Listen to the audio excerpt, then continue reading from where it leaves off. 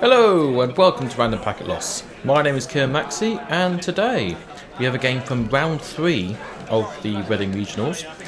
We have Emmy on the left playing Kate and Ollie on the right playing Controlling the Message.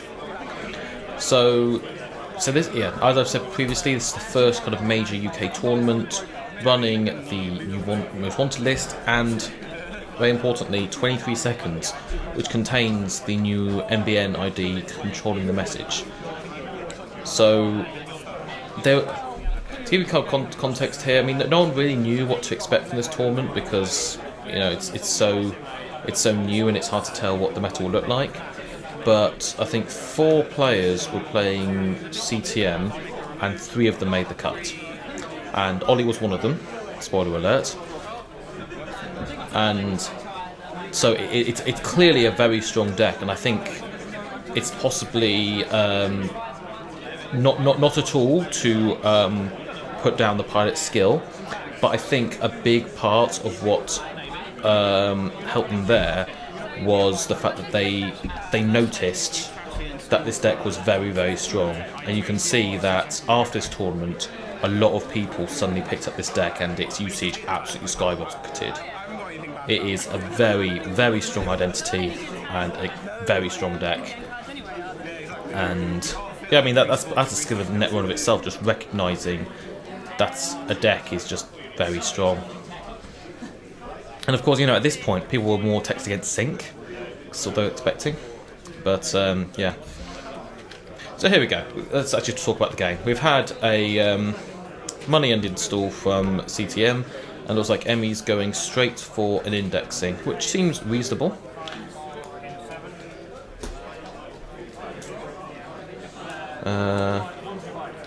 Of course, you still need to be aware of hard-hitting news. It's not quite as punishing as in sync, but it's still pretty damn punishing.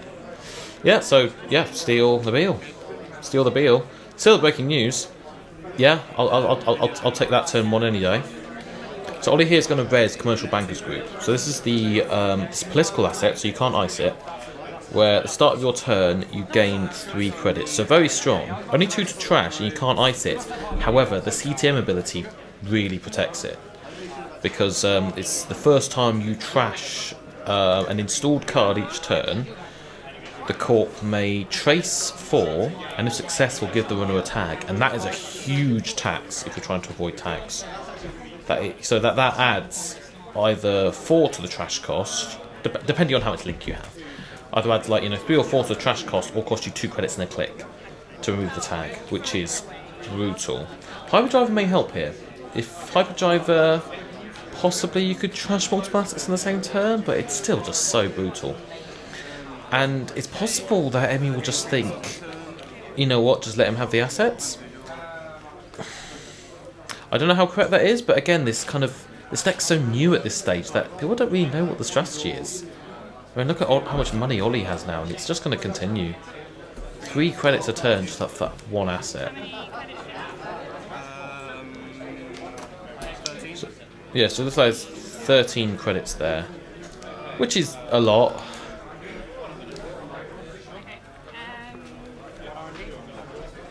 And it looks like Ollie's just going to protect R&D. I mean, that's the main place he's worried about against Shaper. Especially now that with kind of Most Wanted list and all that, a lot of these Shaper decks can't really afford any HQ pressure at all.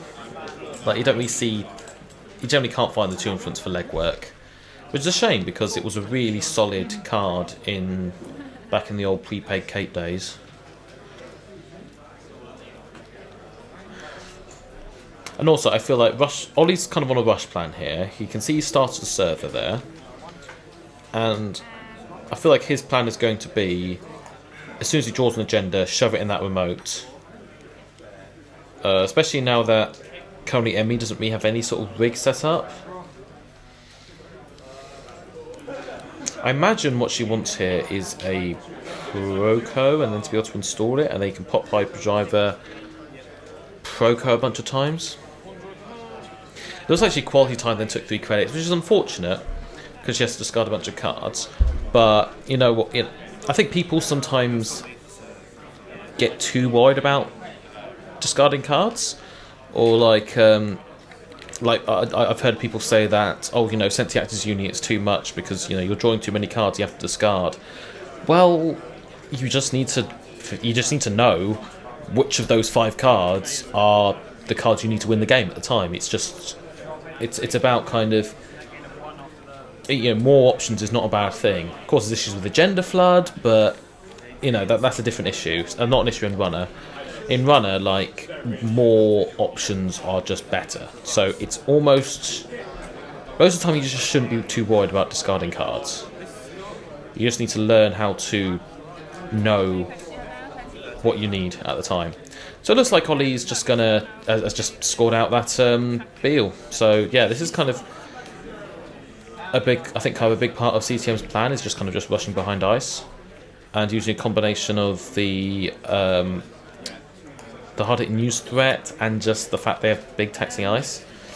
But it looks like Emmy's going to pop that Hyperdriver, and here we go. So here's Proco. Proco is great with Hyperdriver. This means you just get so much efficiency out of it. I mean, Proco is already kind of giving you loads of click economy, so then be able to just get a bunch of those clicks. This means that, yeah, it's just really strong.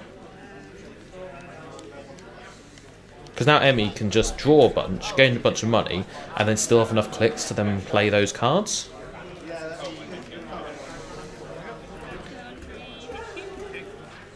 So we get a Dirty Laundry into HQ. Yeah, seems strong. Yeah, fortunate. And now Emmy has 3 more clicks.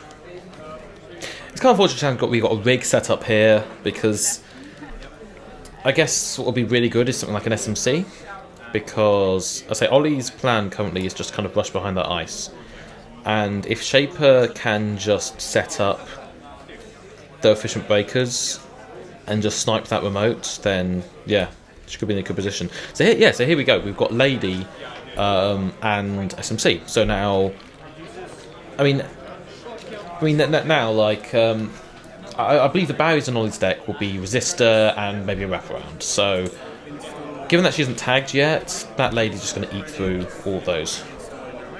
But Ollie's going to fortify this remote. Emmy's still kind of stuck a little bit for money. It's unfortunate. I don't know what kind of economy engine she's running, whether she's on prepaid voice pad or just on kind of like pure... I mean, to be fair, she's running Proco. That probably means she's not on prepaid voice pad. She's probably relying on Proco and events, which is a little bit slow, but I think this is a very fast deck, so it is a tough matchup. And also, it was kind of unfortunate just how long it took her to get Proco online. But it looks like her economy is getting sorted now, so now she's managed to get her Sure Gamble off and draw a few cards. So this is looking a lot better for her, but again, this deck is so quick that... Yeah, so here's another Beal. Like, just look at that. Ollie needs 3 more points to win. And, like, there's 2 breaking news in the deck, so... And I presume the 1 Astro.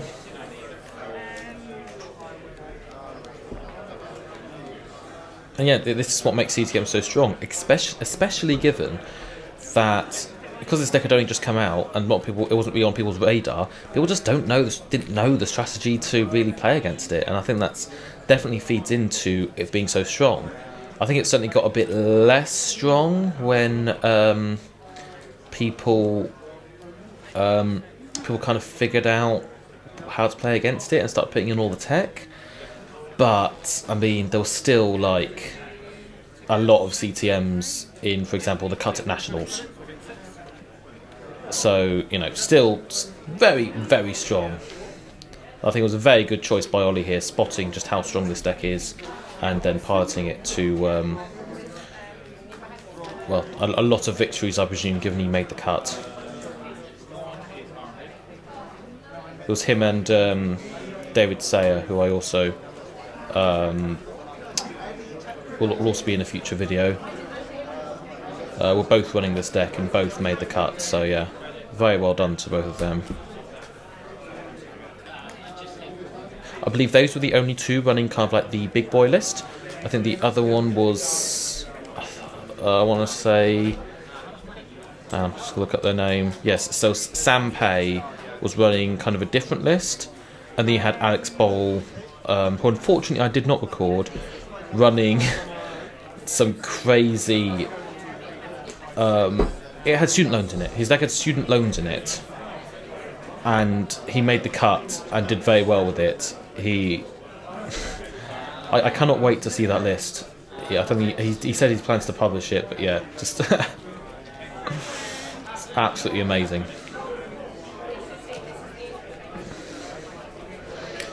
So it looks like we had an indexing, but fortunately, I'm not sure Emmy has the economy to get back in here. Yeah, because it's 5 for the toll booth. Yeah, so she's 1 click short of running back in, which is really unfortunate. Carve, yeah, I mean, can't depend. I don't know what you do with that indexing there. Whether you just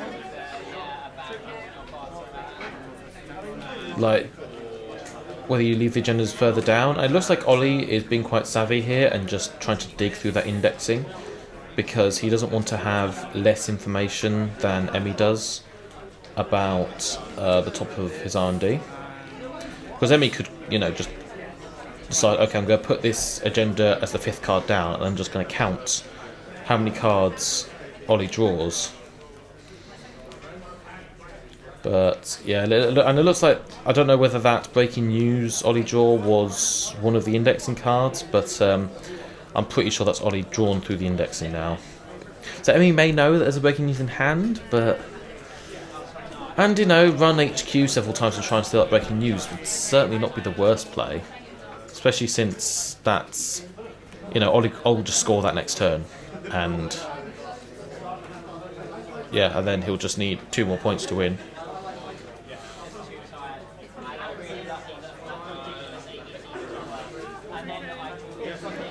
It's like Emmy's just going to continue to draw for answers here.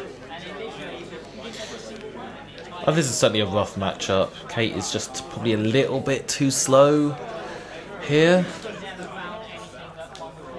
Oh, we're getting New Energy City Hall though, which is, good tech, I think, here.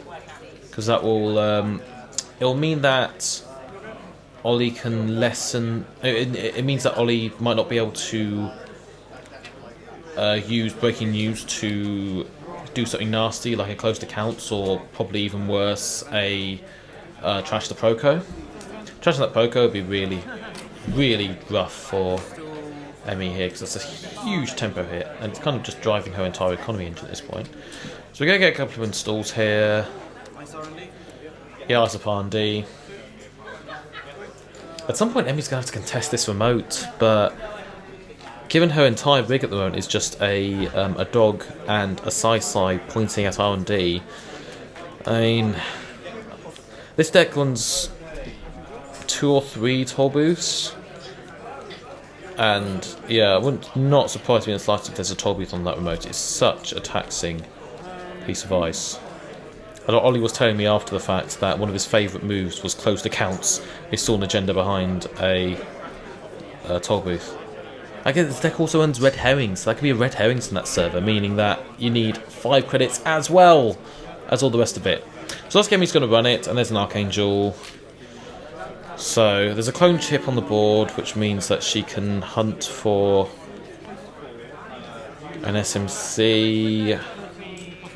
That's expensive though, because you lose your Kate discount from installing the SMC, and then you have to spend 2. Yeah, then it's 2 credits to use the SMC and then install the thing, and it just becomes ludicrously expensive. Oh, looks like she's got another Sai in the bin. That's not so bad. Yeah, that's not so bad at all. That means that's a 1 credit Sai. And yeah, still a lot of money. I think she's deciding whether to continue or jack out now. Yeah, so I mean, it's a tough one here, because again, like something like there's a lot of nasty face check ice you just don't want to hit. Yeah, it looks like she's just gonna jack out on Poco.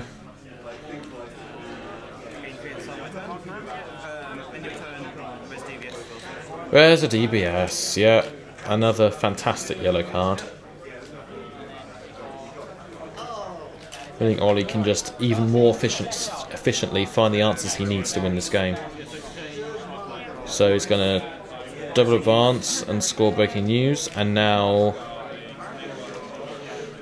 So now with one click left, it looks like Emmy's using No Entry City Hall to avoid the tags, which, yeah, it's totally reasonable given the amount of tag punishment in this deck, but also it's like 4 credits is a lot. I mean, I'd play I'll definitely play a 2-1 agenda that said when you score this agenda, make the winner lose 4 credits. I'll totally play that.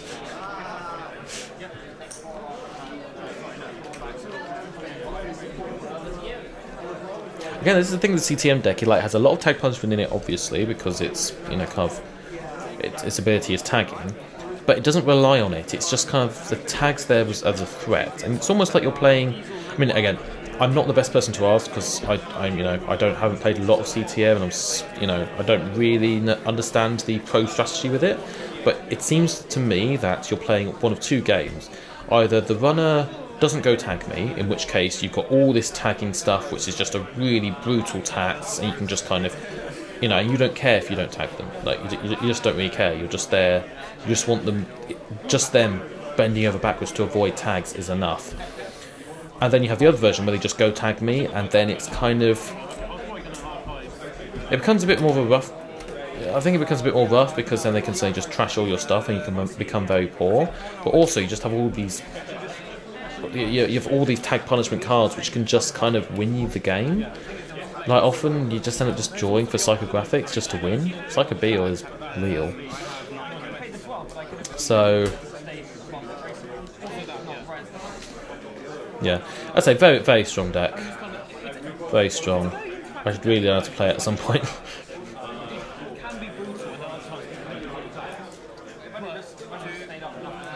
Oh, he's just going to fortify this remote a bit more.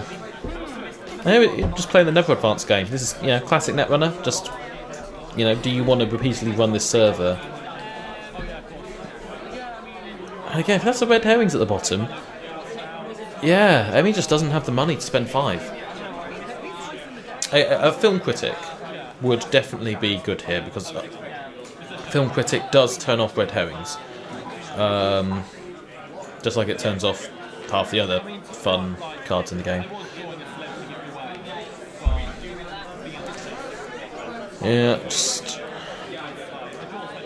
Poco's done a lot of work this game, to be fair.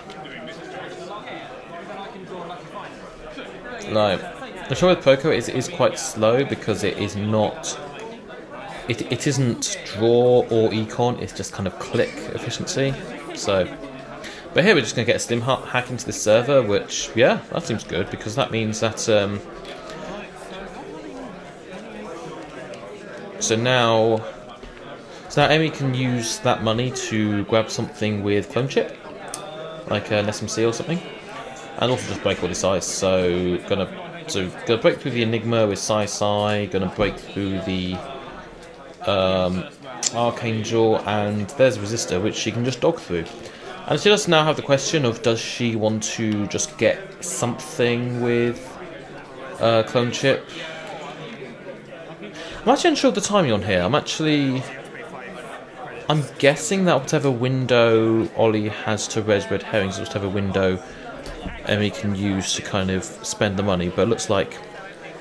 No, but she's just going to spend the... going to spend the 5 credits to steal the Astro. That was a very good sim hack there by Emmy. And now... This is actually... Yeah, this... Although this game has kind of looked in Ollie's favour a lot of the game, the fact is that Emmy managed to steal like 3 points very early on. And now she just needs 1 lucky access and she wins this game. So this is, although this game kind of feels one-sided, it really isn't. Like Emmy can totally pull this out. I mean, one good Maker's Eye could very much win her the game. Looks like she's not trashing the red herrings though. I guess she's still worried about that. She doesn't want to spend the tag. And I'm kind of unsure. I mean, maybe she's got Film Critic in the deck. Maybe she's thinking she doesn't want to trash it because that's a huge tax. She has Film Critic. She can deal with that. Or maybe she's just thinking, if he wants to score on that server, I don't have the economy to keep running through that, so there's no point. So it's hard to say. But this is what CTM forces you to do. You don't even want to trash a 1 credit to trash red herrings, because Emmy would have to either pay 3 credits, an extra 3 credits to dodge the tag, or a click and 2 credits to remove it, which is just that's just not fun. But it looks like Emmy's got her economy back up. I mean, Sure Gamble, yeah, that gets her back in the economy game here. So a clear question is she going to try and run the server again? It's unfortunate that she has to kind of float 5 credits here. Does she have enough there? Yeah, so she has 5 credits left. Wait, oh no, I think she's realising I think she was realising that she was 1 credit short to steal the red herrings agenda with that. Okay, so she's being Ollie's again being courteous and letting her take it back, and okay, and then she runs. So now she has 5 credits, which she can then use to steal that agenda. Yeah. So actually, leaving the red herrings there isn't actually so bad, especially given that she only needs 1 agenda to win the game, which means that she just needs to have the 5 credits, which on one hand is rough. On the other hand, she kind of probably doesn't want to dip too far below that anyway. There's a psycho.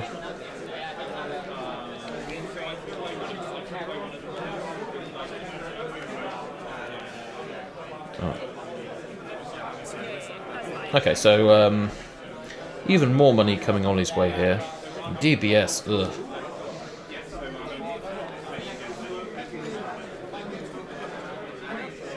Now let's just calculate how much that server is to get through. It is 3 to get through Archangel, 1 or so.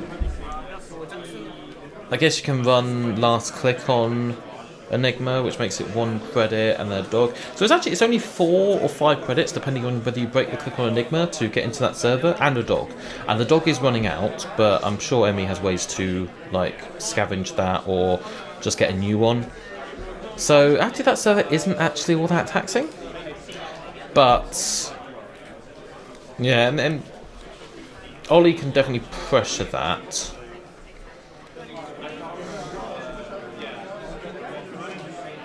Also, these face downs. I mean, one of these face downs could just be an agenda. Depends how much of a jammy git Ollie is. So just running HQ and not finding anything here. Oh, I completely missed the turning wheel being installed. That's important. So I guess just running HQ to try and snipe the agenda and building up turning wheel counters certainly isn't the worst.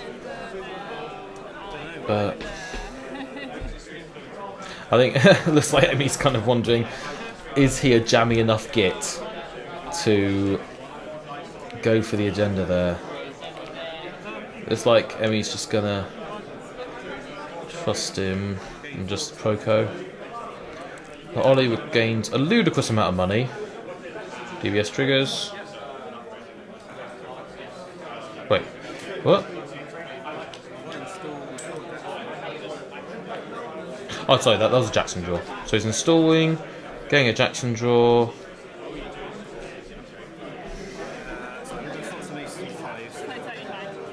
And just making some change here. So kind of the question here was, Emmy, do you start checking remotes? I don't know, it's like... Again, to be fair, given they're both on 5 points, I don't think it would be advantageous for Ollie to put up naked remotes. He's already kind of in a good position so it's not worth it. Here comes the hard-hitting news. Because, yeah, he has a million econ, he can just hit. Yeah, so that's going to be 4 tags for Emmy. This is pretty bad, but especially with psychographics in hand. Yeah, psychographics makes this really bad, but I don't know if Emmy can really afford to clear these tags. I don't think she can.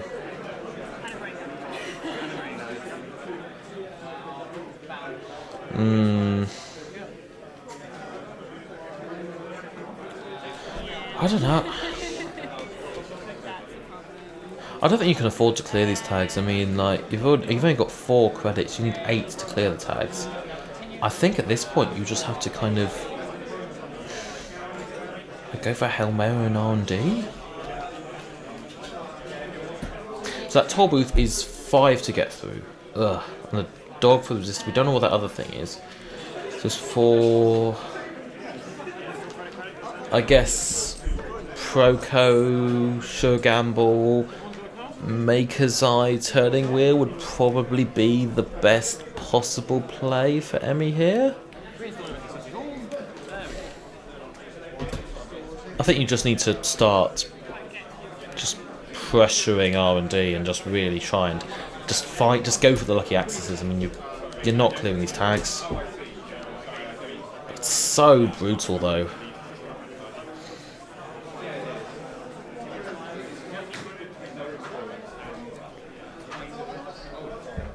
I'm just thinking hard about this. So just gotta go for one on HQ. Hopefully try and snipe the agenda. The saving grace here is that it does not look like Ollie has the agenda in hand, which means it's an R&D. The bad thing is he has DBS on the table and a Jackson, and a Psycho in hand, which means he can just power draw and just Psycho out the agenda. Like he can Psycho out a 3-2 with 2 clicks because it's just install, Psycho, score. Yeah, so that means he's effectively, with DBS, drawing 4 cards for a 3-2. And that is rough.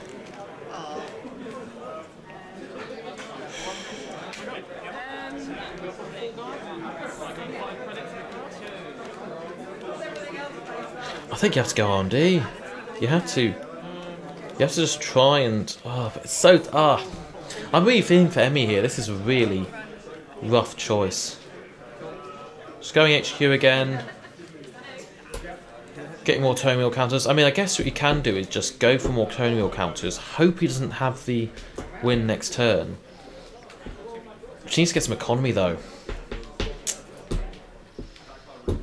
Really depends what's... Yeah. I think maybe you Proco here and just try and find like a hedge fund, a Sure Gamble or something like that, or just some economy. Yeah, so we've got Proco, 5 credits now.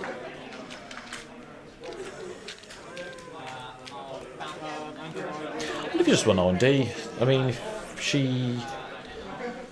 we don't know what that other ice is, but it could well be something like a data wave and you just don't care about. So she could just run last click and...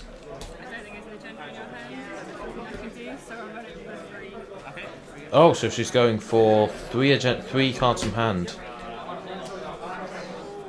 I don't know about this personally because I think she's accessed enough. She's not made enough single accesses to kind of confirm there's nothing in hand. But so tough. Ugh, it's another commercial bankers. Oh, and a Sensei. That's So Ollie is now seeing 5 cards at the start of his turn. Obviously 2 of those cards will go on the bottom, but that doesn't matter because he just needs to see the agenda. And then he can Jackson if he still doesn't see it. This is just the power of these assets. And it's kind of unfortunate that Emmy just hasn't really had the economy to contest them. I mean,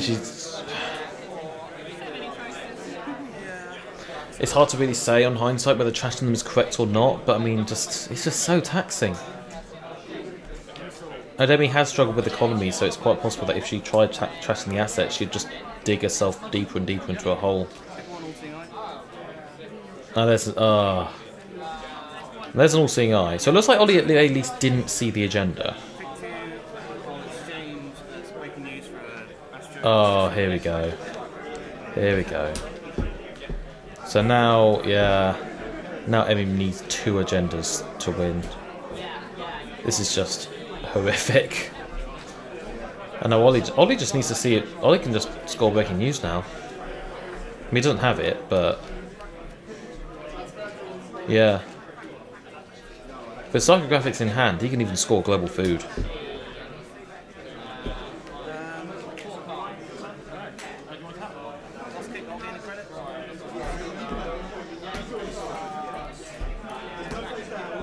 I think this is kind of the ideal situation for CTM, that the runner spends most of the game avoiding tags, and then eventually, after grinding out the game, they take some tags, and then you can just hit them with all this tag punishment you've found.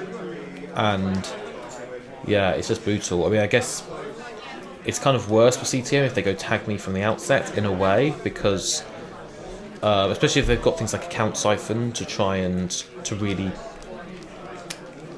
deal with your econ, because then then they can kind of deal with your board state from the start, keep your assets down, siphon you, and you still have to draw for all your tag punishment.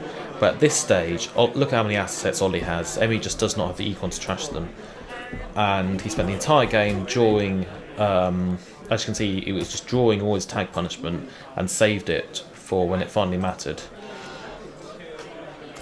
And yeah, Emmy just isn't in a position to really contest this.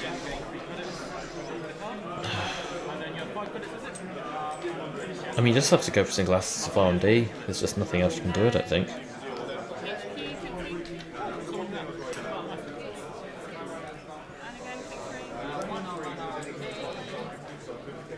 The trouble with going HQ here is that I feel like if Ollie sees an agenda, he'll score it, and even if it's an agenda for some reason that he doesn't want to see, Sensi and DBS just means that that's going straight to the bottom.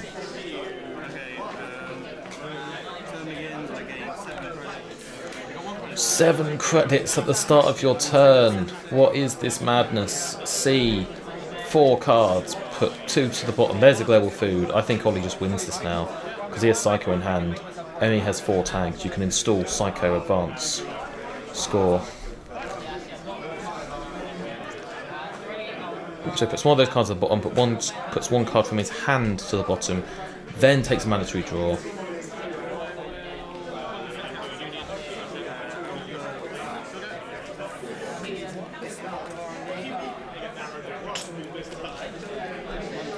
Mandatory draw. It's not an agenda, but I don't think it matters. I think Ollie just has this. We saw the psychographics earlier. Unless he's ditched it, but I very much doubt that.